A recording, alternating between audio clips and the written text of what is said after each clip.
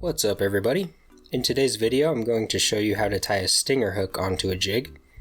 When you're fishing for fish like crappie and bass that inhale the lure, a stinger isn't necessary, but some species like walleye and trout, things like that, bite short and just bite the tail of that lure so they don't get the hook in their mouth and you miss the hookup. So we're gonna tie a stinger hook in so that we can avoid that.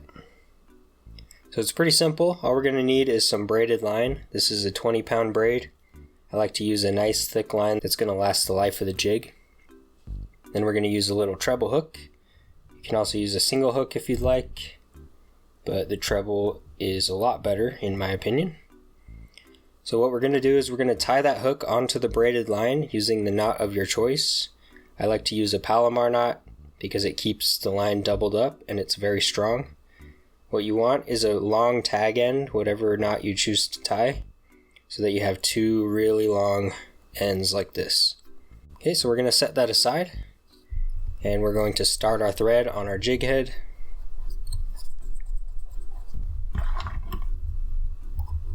And just tie that down to where your tail is going to be tied in on whatever jig you're tying.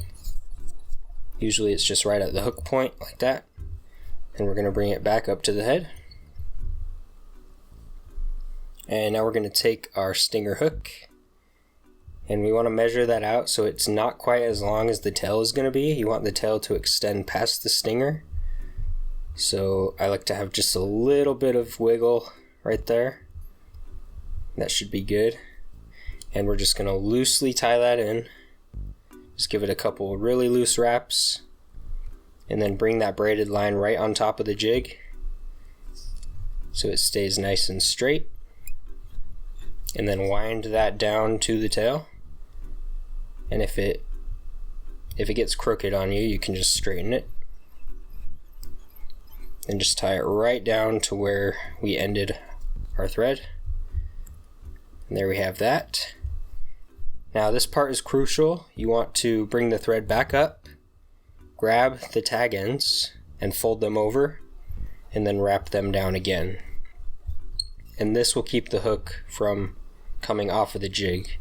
If it's not held down at 2 points, then it is very easy for it to just slip out when you're fighting a fish. Okay, so we're just going to clip that braid now.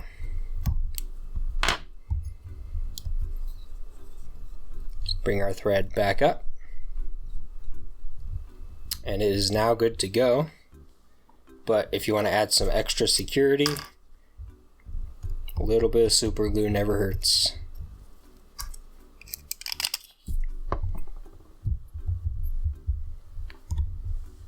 And there you have it. That is how you tie in a stinger hook. It's very simple and it helps your hookup significantly. Especially if you're fishing for meat and not catch and release, a stinger hook is the way to go. As long as it's legal where you are.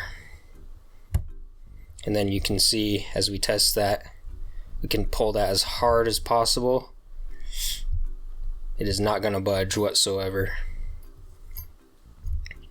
So that's it. I hope that was helpful, and I hope if you decide to try this method, it catches you a lot of fish. Thank you so much for watching. If you enjoyed this video, please make sure to like and subscribe, and consider becoming a channel member today. We'll see you in the next one.